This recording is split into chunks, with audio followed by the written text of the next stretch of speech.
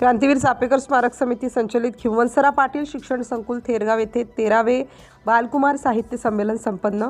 सर्वांना आनंद देणे अतिशय महत्त्वाचे असून विद्यार्थ्यांनी आपल्या कृतीतून ही वृत्ती आचरणात आणावी असे आवाहन ज्येष्ठ साहित्यिका शोभा जोशी यांनी खिवणसरा पाटील शिक्षण संकुल गणेशनगर थेरगाव येथे मंगळवार दिनांक 3 फेब्रुवारी 2026 रोजी केले।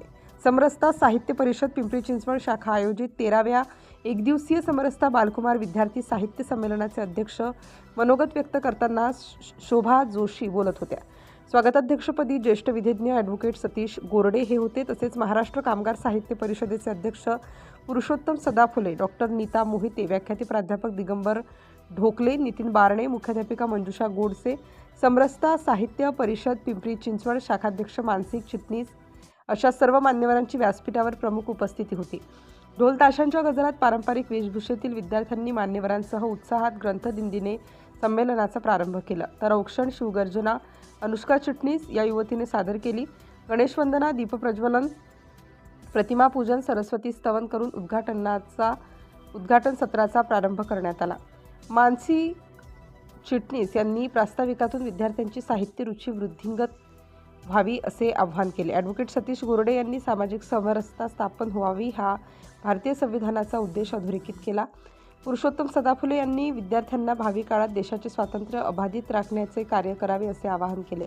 विवेकानंद सुतार यांनी आपल्या संपर्कातील प्रत्येक व्यक्तींशी सद्भावनेने वागावे असे आवाहन विद्यार्थ्यांना केले। तर हर्षवर्धन गाडेकर यांनी गोष्ट सांगितली। राजन लाखे यांनी वेगवेगळी उदाहरणे आणि काव्यपंक्ती सादर करीत साहित्यिक गप्पा या सत्राअंतर्गत विद्यार्थ्यांशी हितगुज करताना कविता लेखनाची प्रक्रिया समजावून सांगितली। यशस्वी होण्यासाठी अथक कष्ट करा असा कानमंत्र दिला।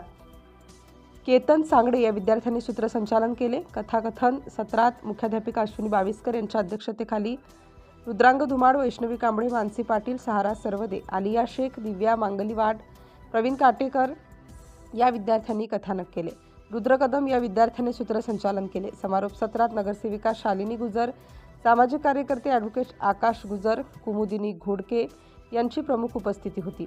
तसेच सामाजिक कार्यकर्ते नरेंद्र पेंडसे, अभय पोकर्णा, सुहास पोफळे, ज्येष्ठ साहित्यिक प्राध्यापक तुकाराम पाटील, राज अहेरराव, अशोक गोरे, राधाबाई वाघमारे, राजेंद्र घावटे, सविता इंगडे आदींनी उपस्थिती दर्शवली। खिवणसरा पाटील शिक्षण संकुलातील शिक्षकवृंद, शिक्षकेतर कर्मचारी वर्ग, राजेंद्र भागवत, निलेश चिंबेकर, हेमंत जोशी, पंजाबराव मोंढे, श्रद्धा चटप, स्वाती भोसले, सुरेश जोशी, राजू जाधव, प्रदीप गांधलीकर यांनी संयोजनात सहकार्य केलं। स्मिता कुलकर्णी यांनी उद्घाटन आणि समारोप सत्राचे सूत्रसंचालन केले। सुहास घुमरे यांनी आभार मानले। सहशिक्षिका अंजली सुमंत यांनी गायलेल्या वंदे मातरमने संमेलनाचा समारोप करण्यात आला। City India news.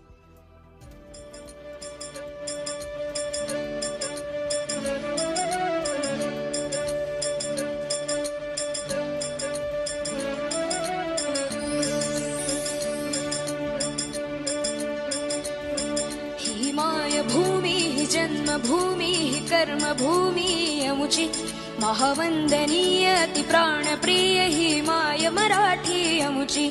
ही माय भूमि जन्मभूमि कर्मभूमि अमुची महावंदनीय अति प्राणप्रिय ही माय मराठी अमुची। हा अमुचा आहे बाणा, ही अमुची आहे बोली, अस्मानी झळके भव्य पताका भगव्या हजरी पटक्याची। महाराष्ट्र भूमि ही जन्मभूमि ही कर्मभूमि अमुची महावंदनीय अति प्राणप्रिय ही माय।